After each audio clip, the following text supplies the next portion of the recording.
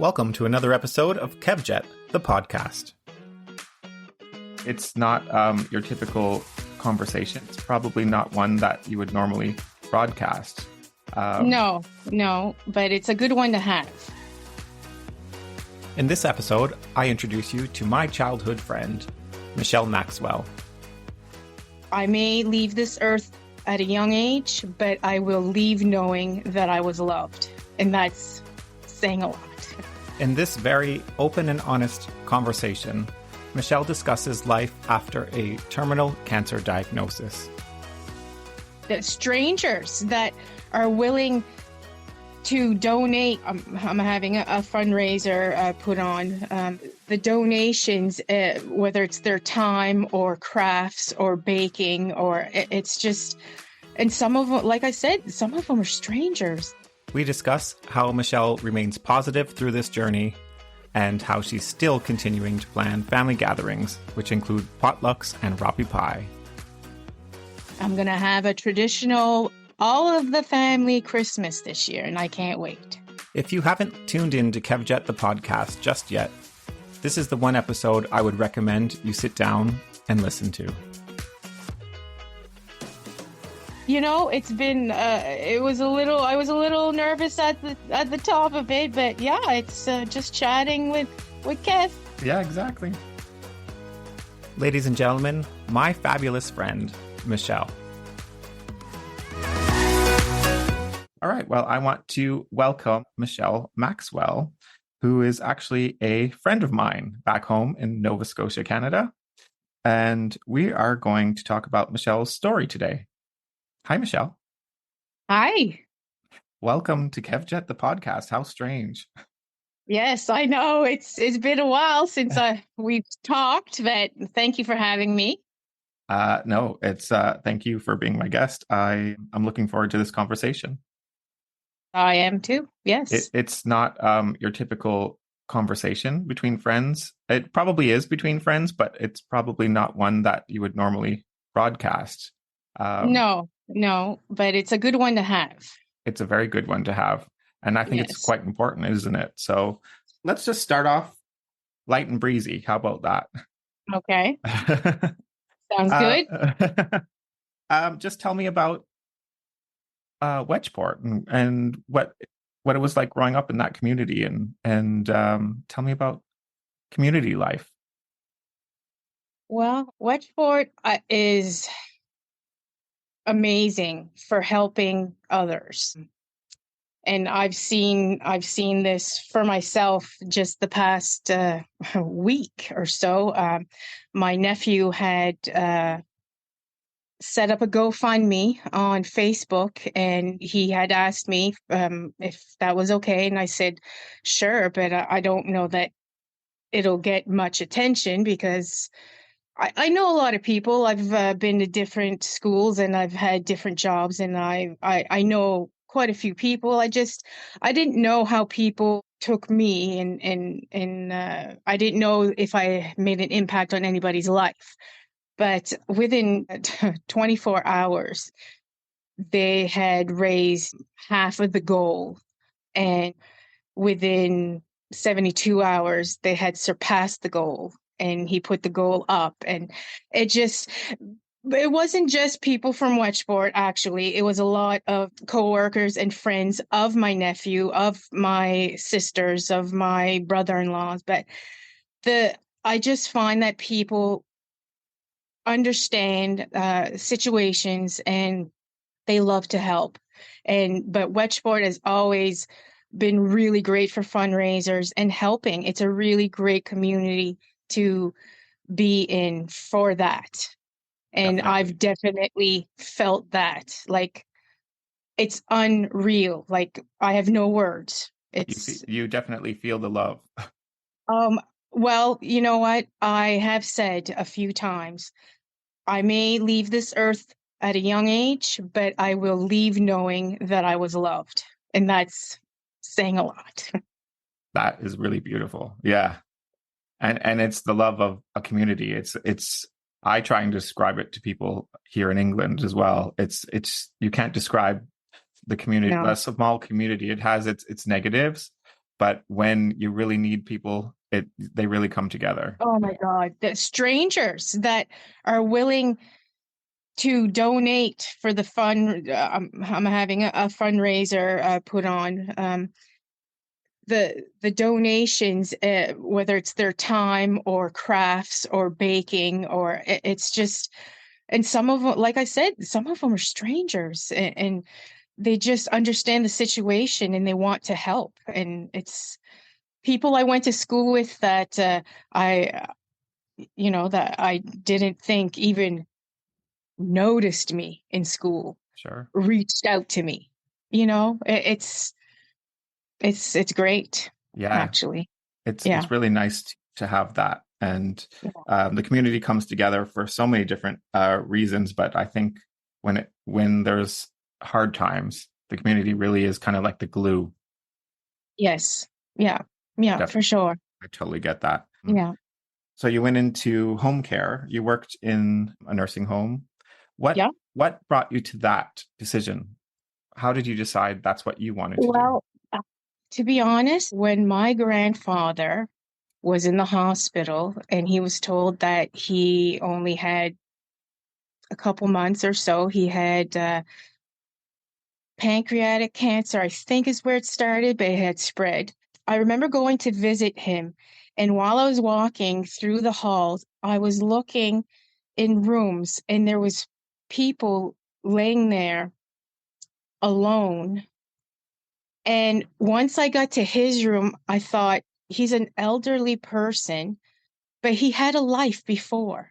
Yeah, And you can't just ignore them and set them aside, and I don't know. And it's always been in me to help people. Like when I was really young, like my mother would, if she had surgeries, I would help her with it. I would clean her wounds and her stitches. And like, I was never afraid of any of that. And it was always in me to help and to help clean houses for my grandmother, or it was just always in me. It was always something I knew that I would do. I knew I didn't want to actually be a nurse or a doctor, but I knew I wanted to help in that way.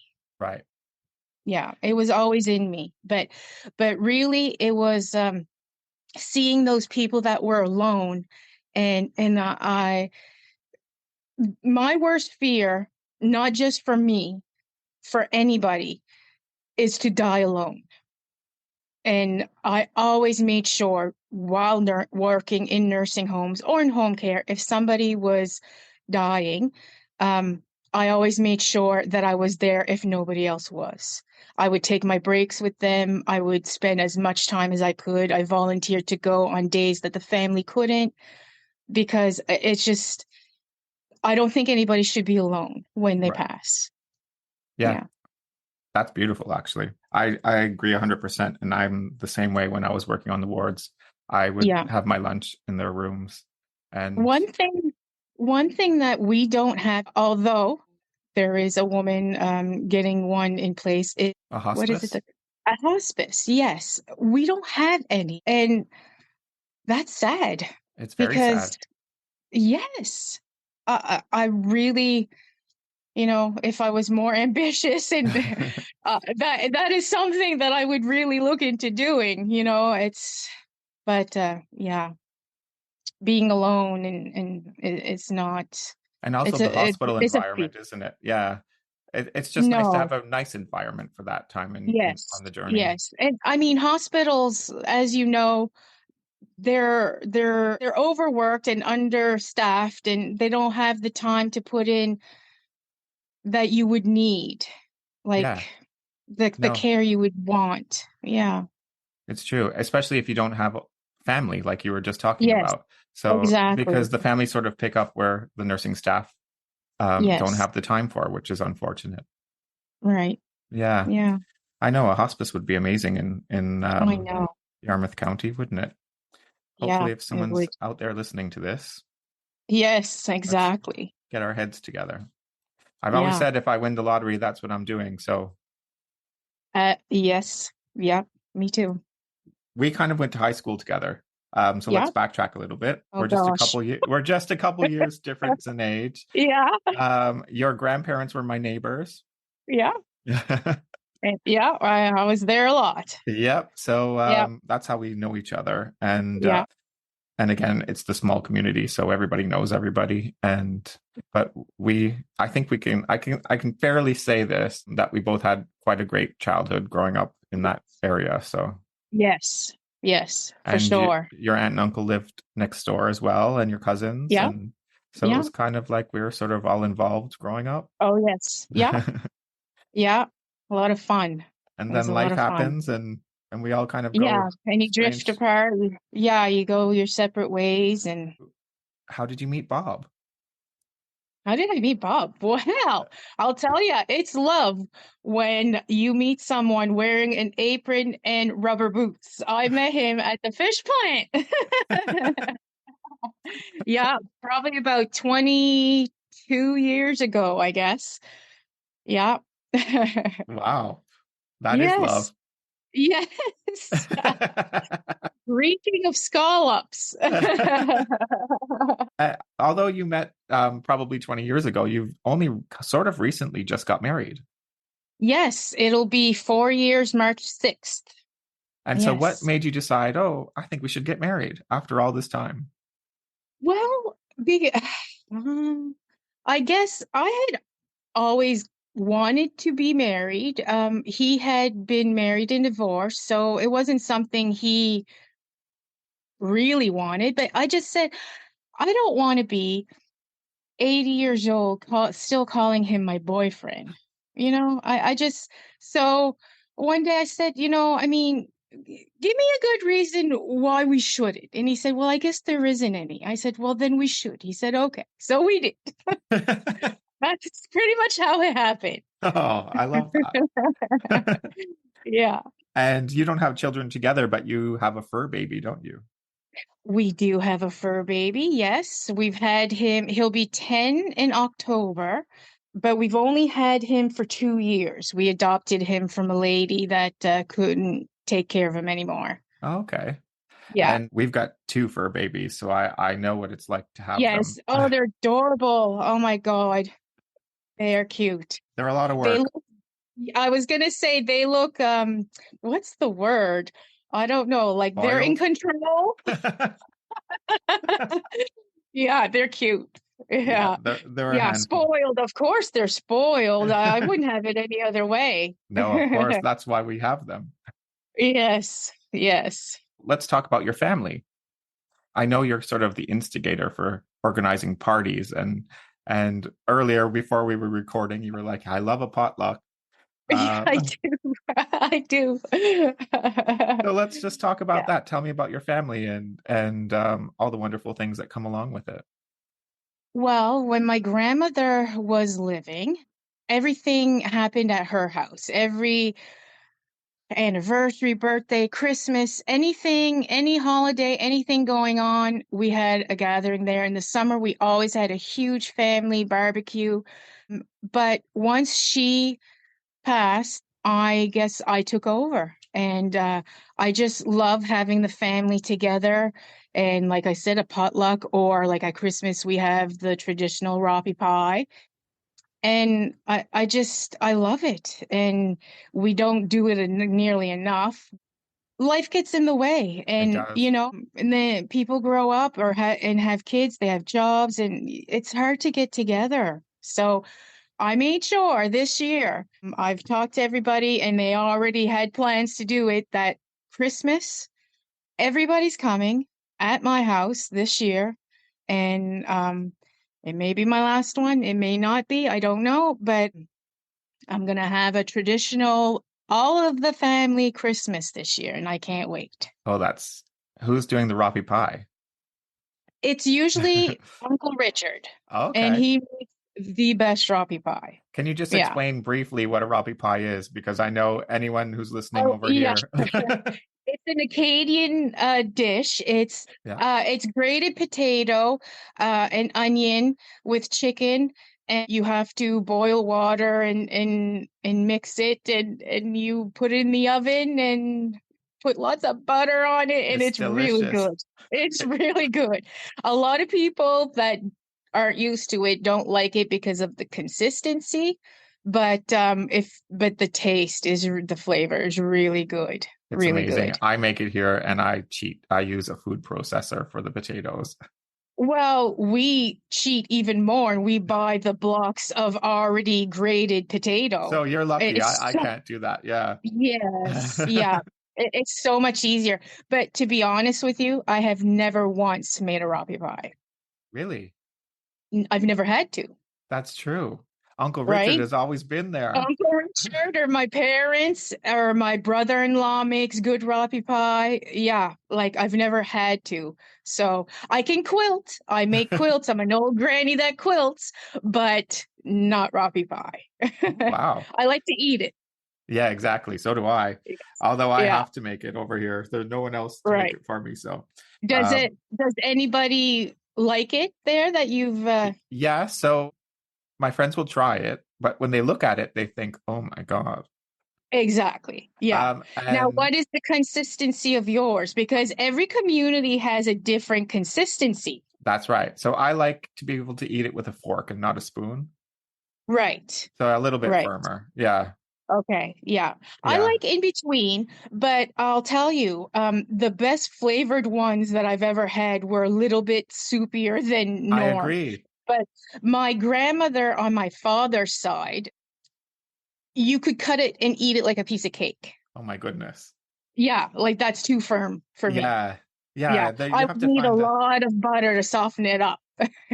I Yeah. still need a lot of butter, no matter what the Oh my consistency. God, it's swimming in butter. I And love the butter. do you put molasses on yours? No way. That is ruining it. I have tried it just to say, because I can't say I don't like it if I don't try it, but no. Um, my brother-in-law loves ketchup on it, which is kind of like a potato pancake vibe, if you Yeah. put ketchup and butter. So that's not too bad, but no, just butter. Salt, So pepper, and butter. Nick, when I make it, because obviously when I make it, it's a massive amount and we have to eat it for days and days, but I tend to It freeze it. But freezes good though. it does, but Yeah. if we're going to have it for dinner, he has gravy with it, which kind of makes sense because it's kind of like It's gravy on potato. potato, but it's not Yeah. something I would do because it's just No, not the Acadian way. no, but I mean, yeah, I get it. I mean, it sounds strange at first, but yeah, gravy and potato and chicken, sure. But no, butter, I salt, pepper, and butter. agree. And the best is to fry it up the next day. The next Ooh, day, love it. yes, I agree. Yes, Love it. Is there anything else that stands out in your family that you remember? Favorite memories? but Christmas is a big thing for me. I've I go like usually, I probably won't this year because I don't have the energy, but like decorate, well, I have I usually have at least four trees, big trees, and then a handful of smaller trees in my house. You really do it. I really go all out. Yeah, I do. I love it. I really love that as well. I kind of go all out as well. Probably one of my favorite things about Christmas is decorating, just preparing for it. Yes. Yes, the lights and the decoration. Oh, yes, for sure. I do remember one memory at Christmas. One year we went caroling, my family. We started like at grandma's, at Yeah. my grandmother's, and we went, I think we walked all around to my house, to mom's, and that was really fun. I remember that. And some people would have like candy canes for us and hot chocolate, and we only did it the one year, but that was a good, like, I remember that. That was a really nice memory. Like, I'm surprising myself that I'm doing this because I'm very shy. I Even do. though I'm babbling on, and that's probably why I'm babbling on, because You're not I'm babbling scared on at to all. say the wrong thing, I guess. No, there is no wrong thing. But it's funny you say you're shy because from someone who knows you, I always think of you as like having such a bubbly personality People and say that. Maybe I try to overdo it because of the shine. I don't know. But you're not the first one that said that. And I never would have described myself as a bubbly person. But you're not the first one that's told me that. Yeah. That's nice. Thank you. Yeah, because you come across as you're very approachable and you're very chatty and you're always happy and that's I try to be. yeah, and I don't want I make it very conscious to not make people around me feel uneasy or uncomfortable, especially in uncomfortable situations. Laughter is my thing. I try to joke my way out of everything, like whether it's being scared or being angry or being whatever. That's just how I cope with everything.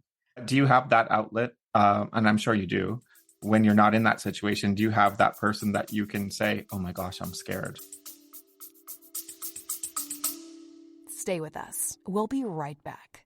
Join us each week on the Well Beyond Medicine podcast as we explore the 80% of child health impacts that occur outside the doctor's office.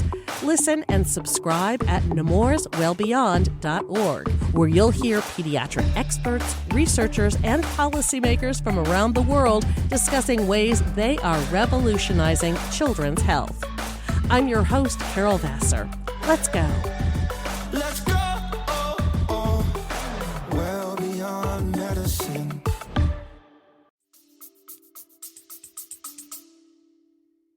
My husband, I'll usually, and I have a best friend that, although she's having a very, very hard time with my situation, so I try not to put too much on her. So my husband, he's the one that if I'm scared about something, which along the way, not only a couple times I've been scared, like I take one day at a time and I don't try to think about the end. And I mean, I've had the conversations. I know it's going to happen. It's going to happen to all of us, right? Yep. Yeah, my husband is my rock. Yeah, Good old Bob from the fish plant. that's right. That's right. I love that story. Yeah. So I've obviously we're friends on Facebook. We've known each other pretty much probably our whole life. Oh, whole life. Yeah. Yeah. So obviously when Facebook came around, we had each other, we follow each other's lives. And leading up to that, we come to July 28th, when you made a post on Facebook and you say, "Made it through surgery perfectly, now pain-free. I'll have more strength to kick cancer's ass." Yeah. And so tell me what led up to that, because for me, that was the first sort of like, oh my gosh, I need to reach out. This is happening in Right. Michelle's life. And Right. so how did we Well, get to that point? that there was actually something totally, it wasn't even the cancer. I mean, the cancer was what was giving me pain, but the surgery was actually my kidneys, or both of them weren't working well, but one of them really, really not working well. So I had to have a stent put in from a kidney to the bladder because I wasn't passing urine very well. Sure. So, and I kind of jumped the gun on the pain thing because it was only one day Right. but I thought, well, I'm not going to go post. I don't post everything on Facebook. I know. And that's why I when I just, saw that, I thought, okay, this right, is serious. Yeah. right. So I was only pain-free for one day at that point. But that's what that was. And there was only a few people, close people, that knew about my cancer at that point. And I thought, well, this is a good way to put it out there. I'm not one to, it's not a secret. I'm not ashamed of it. I'm not, so I just thought this is a way to let people know, my friends and people know what's going on in my life. So I obviously started paying much more attention when I saw that, because we were all rooting for you to feel better, and you had so many Right. get well messages and so many great Right. vibes coming to you. Yes. But then a few weeks later, you have another post that came up on Facebook. Yeah. which was August the 9th. And that said, so my cancer diagnosis has gone from bad to worse. Please send me all the positive vibes you can muster. I have the battle ahead of me like no other I've faced, but I'm going to fight it all the way.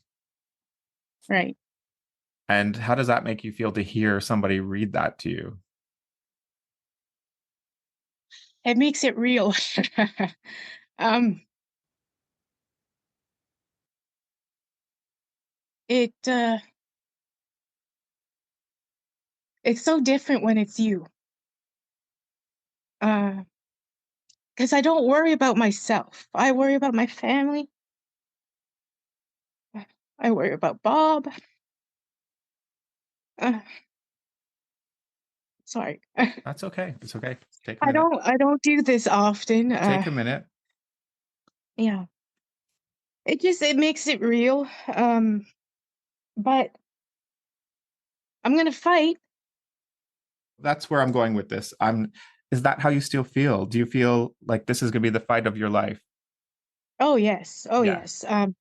Actually, I seen a video on TikTok yesterday. I was so happy for her, and I bawled my eyes out. I was laying in the tub and by myself. That's usually where I do my crying, by myself.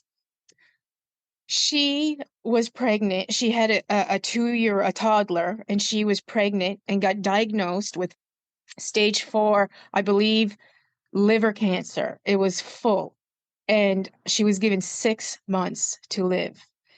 And she had the baby. She had 8 rounds of chemo, and she is cancer free. It Wow. worked that good. So that is how I look at it. I try. I mean, in one way, I really don't think that I'm going to be cured of it, but I do believe that chemo is helping and that I am going to have more time than what they gave me. And how is the chemo going? How does it make you feel?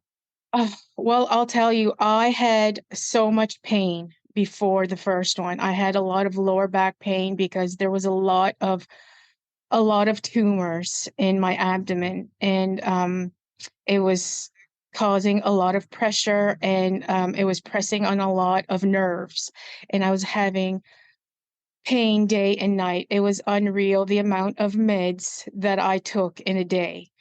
And within a week and a half after my first treatment, I was, you could pretty much say, pain free. Wow. Yeah.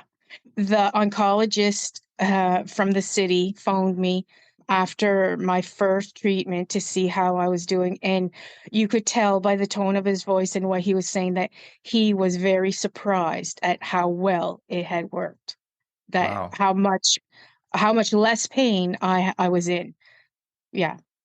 That's Yeah. amazing. That's the whole So, point, isn't it? So oh my God. let's just hope and Yes. pray that that's what Yes. gets you through. And it's like when I was speaking with my sister, like we said, like even if it doesn't give me more time, it's the quality of time. Like, no pain is a game changer. Like I was literally moaning day and night. I was in a lot of pain. It was really hard on my husband. I can imagine. Yeah. Yeah. Oh. Yeah. So not having the pain means everything. And what Really sort of does. symptoms do you have from the chemo? I just had my second round last Monday, and it seems like Saturdays are my weakest days.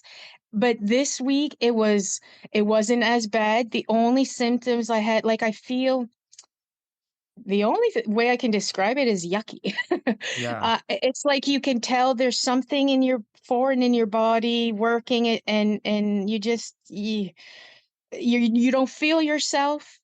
But I was very, very weak on my feet, on my legs were like jello on Saturday, and by Sunday afternoon, it's like a switch. I said to my husband, "Now there, I feel better just right now. Like it's oh, my body's taking it well, and I'm thankful for that because they explained to me at oncology that um like when doctors give you meds, they normally will start you on a low dose and work their way up to where you need to be. But with chemo, they start you at the highest dose and see what your symptoms are and how your body reacts, and then they'll put it down if they need to.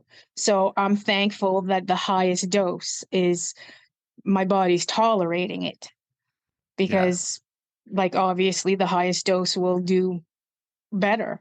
Of I'm course. hoping. Yeah, of Yeah. course. But I know that even the first treatment, like that the tumors have shrunk. Like I know that because I could physically feel some, and Wow. they're no longer there bothering Yeah. me.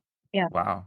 I couldn't sit. I couldn't sit up for a few months. Like I was always laying on my side, or that's why I had, like, any time that I had to go to the doctors or the hospital, I would have to lay down in whoever's backseat that was bringing me. Like Oh I my couldn't sit goodness. up. Yeah. So I can sit up now, which is lovely. It is lovely. Yeah. It's the little things, I'm isn't it? quilting again. I'm quilting again. Oh, It's that's nice. exciting. Yeah. Oh my God, it really is. I'm like an old grandma, but that's all right. You're happy. I love quilting. Yes. So we can bring people up to speed. Do you mind sharing your diagnosis? Because we haven't talked about that. Okay. So, well, it started off that they thought I had fibroids, and grade 1 cervical cancer, and that I was going to be able to have a hysterectomy and get rid of all of it. But then I had an MRI, and it showed that everything that was in there was actually cancer. So it's in my cervix, it's in my uterus. They think that my bladder is affected. One of my fallopian tubes are affected, and it metastasized because it's one that spreads to my lungs. And the doctor said like that he's not able to operate, that the x-rays lit up that there's so many in my lungs. So Sure. yeah. Wow. Yeah. So I was given a year to a year and a half, and I'm aiming for 2 and hoping for more. That is the best attitude. And many more Christmases with Roppy pies. Many more Roppy Pie Christmases. That's right. Oh, that's Those are the nice. best. They are Yeah. the best. I certainly miss those because it's always better Yeah. when someone else makes them and I have to make Oh it my here. God. So, yeah. Yes. Yeah. How are you dealing with having this discussion with your family and friends, like your loved ones? Do you find it uncomfortable? Do you find comfort in having the conversations? Well, the thing that bothers me is upsetting them. Sure. I don't feel uncomfortable talking about it. Um, I always make sure that I tell them like what I want, and like that I want to be cremated. And I keep telling them, in the end, if I am like in pain and I'm not aware of what's going on, make sure that I am sedated. Give me all the morphine that they allow you to give me. Like, I do not want to feel pain.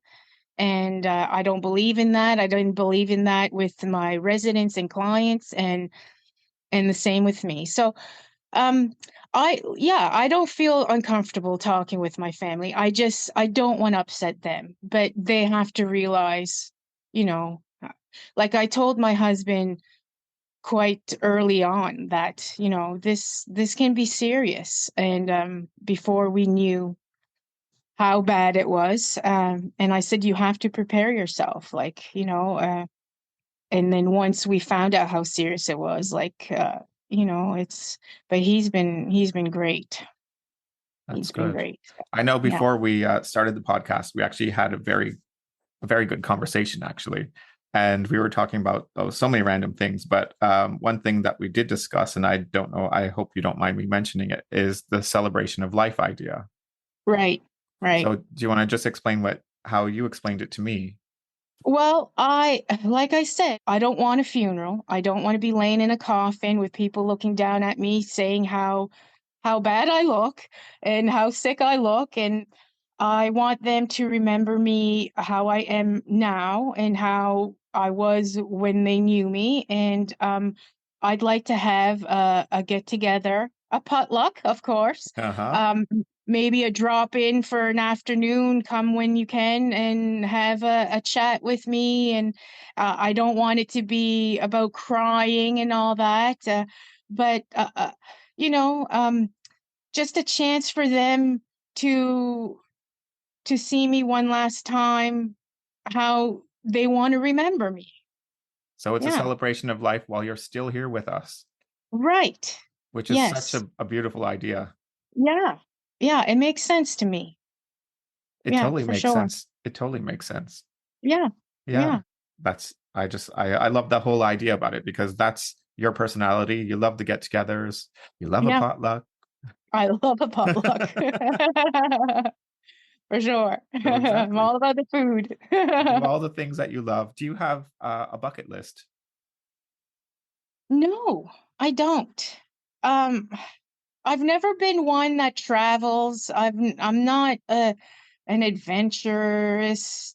The only thing I had always said that I'd love to do, but I knew I probably never would, is go across Canada on the train just to see the country like that. They say how beautiful it is. But no, I've never had a bucket list. It's not something. I don't want to skydive or bungee jump or anything like that. No, it doesn't interest me. Spending family time is what means the most to me. What is Mhm. keeping you positive? That's just me. That's just how I am. That's how my father was when he had colon cancer about 17, 18 years ago. There's no point in being negative. It's not going to help. And I do believe in positive attitude and vibes helping. I can't talk about doom and gloom all the time. It brings me down and I don't like it. It doesn't put me in a good space. And it's like I said, I mean, it sucks to know I have cancer and that's probably what I'm going to die of. But we're all going to go someday, right? And many people around me could go before me. We Who just knows? exactly. We don't know when our day's going to come, No. right? So why spend the rest of my days negative and feeling sorry for myself? It's not going to help anyone around me. And like I said, I worry more about my family and friends than myself. So if I'm negative, that's going to hurt them. So I stay positive so that they stay positive. And like I said earlier, that's how I think everybody sees you as being such a positive, outgoing person, even though you say that inside you feel a little bit different. But that's how people perceive you anyway, which is such a nice thing. Yes, it is. It's nice to hear that. Like when I hear people say that, it's like, really? That's how you think of me? Like I never thought I've never really thought about how people think of me, but because I'm usually like I'm the type that will, if I'm thinking something, like if you ask me a question, unless it's something that doesn't really matter, I'm not going to spare your feelings and lie about it. Like if you really want to know the truth, I will tell you the truth. I don't believe in lying. I just never thought people see me as a bubbly and but even though consciously I try to be positive, so I guess it makes sense that people would think that because I try to be Yeah. and I try to smile and and And that's there's your no point career there's choice no as point well. not to. Yeah, No, and your career exactly. choice is to take care and love on people Yeah. and Yeah. that's such an important thing. And more people in that line of work need to have that attitude. Right. Actually, last night my brother and sister-in-law were visiting, and her hairdresser is the daughter of one of my late clients. And she mentioned to my sister-in-law that when her father passed away, I was the only worker who had brought a sympathy card to the family. And it just, it made me feel good that that like they remembered that, or that they noticed that, or like, and that it meant enough to them to mention it. Like, but that's just me. I mean, of course I would, like, it's, Yeah, it's just being thoughtful yeah, and show that right. you care. Yeah. Yeah. If you had any words of advice to somebody in your situation right now who doesn't have the support that you have, what would your words of advice be? Oh my goodness. Just to stay positive, take it one day at a time, and to find the support. Like there's a lot of stuff. Like I have a friend, I call her my cancer buddy. So I've known her. She's from Wedgeport, um but now we talk. She also has uterine cancer, and she's had the same treatments, chemo treatments that I've had, and she's now currently in the city for radiation. So there is support out there, and you need it. You need it. I have the best support system. Like there's so many people, co-workers that check in, some on the daily, and I always tell them how much I appreciate them checking in. Family, my brother, he messages me every morning, every night. My sister calls, my nephew. Like it's amazing the support that I have. It It's really is. it's so important, isn't it?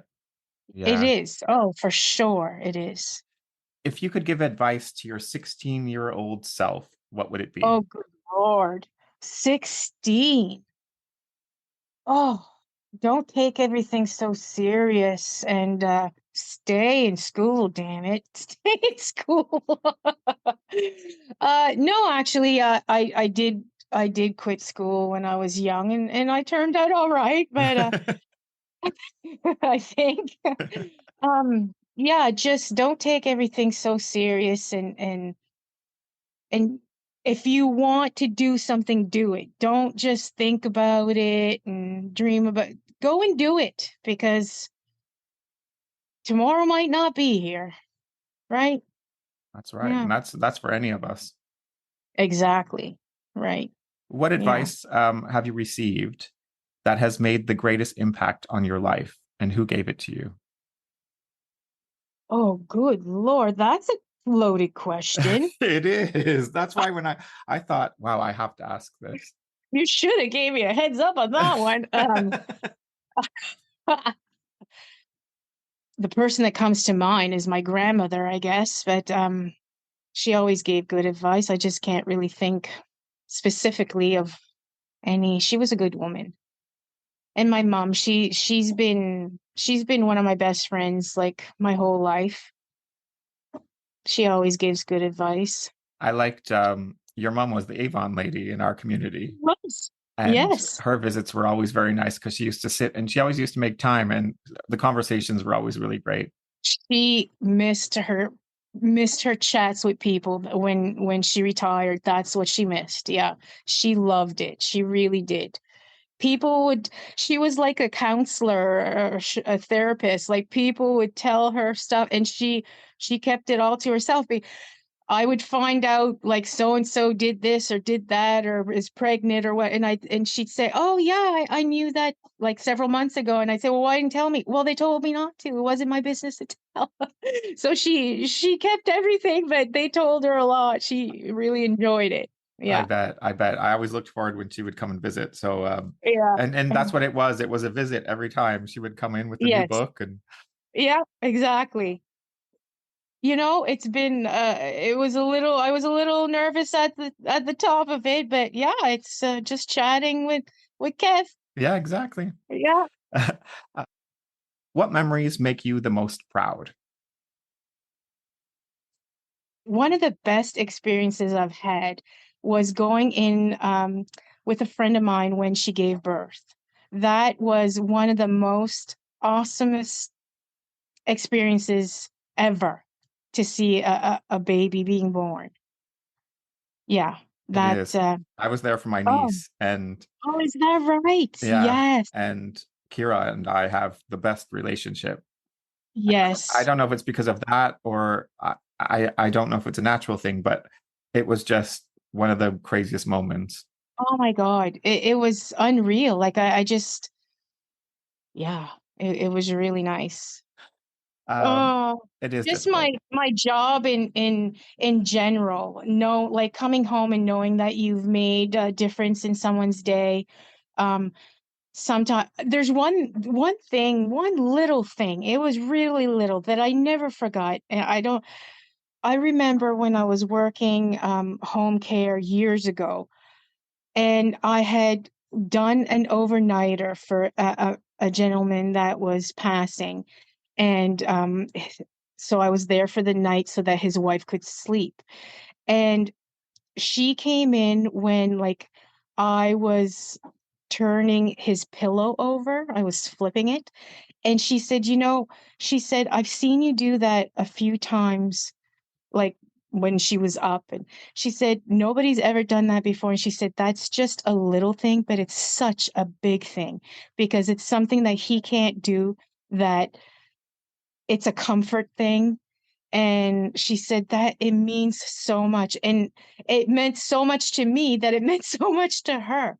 And it was just a little thing, but it's something that I've always done for clients or residents like that couldn't do it for themselves. Because I mean, if you're bedridden, you can't move, you can't scratch, you can't turn, you can't, Can't even and communicate it's that you just need that. it's just the little things, right? And that means a lot to me, and it makes me feel good that I did that for them, you know.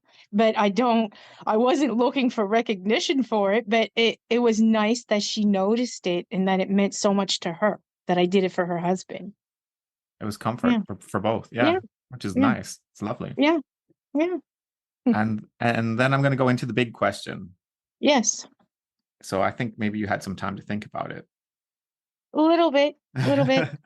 um, how would you like to be remembered?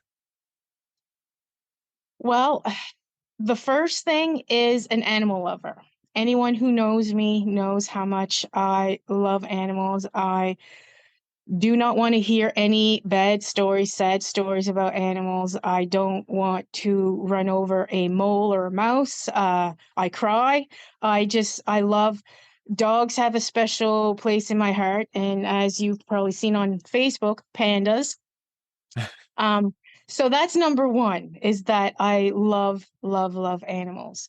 But overall, that I am a family and friend. I love my family, and I do anything for family and friends. And I'm a loyal friend. I don't have a whole group of friends, but I had the ones that I have were very, very close, and I do anything for them. And I have done anything for them over the years. Like I just, uh, um, yeah. So I think that's, and just a positive person, I guess. Yeah. Happy, I, bubbly, I guess. That's what I hear. I I was going to never would say have that. picked myself as bubbly, but hey, I'll take it. I do remember a few times when I was working in nursing homes that I would go in in a residence room and they had family there, and I would talk with them, and like I said, I like to joke. I like to make people laugh. That's just how I try to do. And I know, like, there's been several times that I'm walking out of a room and I hear the clients or the residents say, I really like her. She's funny, and, and she's good, or she brings me this, or she like, and it's nice to hear that, like they were telling their people, like, and it's nice it's nice to hear, It you is, know? because it's Yeah. difficult work. Yes. It takes a lot out of you to give them all Yes. that care. Yeah. I know that 100%. And so when you get the recognition, it's quite nice. It's never Yes. unnoticed, that's for sure. Because at a job, you always hear about the bad things and the things you didn't do. So it's nice to be acknowledged for the things you did do. That's right. Yeah. That's Yeah, right. for sure. Yeah. Well, thank you, Michelle. This was lovely having the conversation. And Yes, it was nice. I hope that I've done you proud. And Yes. I send you all the love and good vibes that I can possibly send from across the ocean. I appreciate that so much. And we'll Yes, thank definitely you. keep in touch and Yes, for keep sure. updated on this whole journey. And who knows, I could be home and we could be having some Roppy Pie together at some point. Hey, anytime, anytime. We're going to call Uncle Richard. Yes, yes, for sure. Yes, he makes the best Roppy pie. Well, I'll make sure I have lots of butter on hand. Lovely. Thanks, Michelle. Okay, thank you.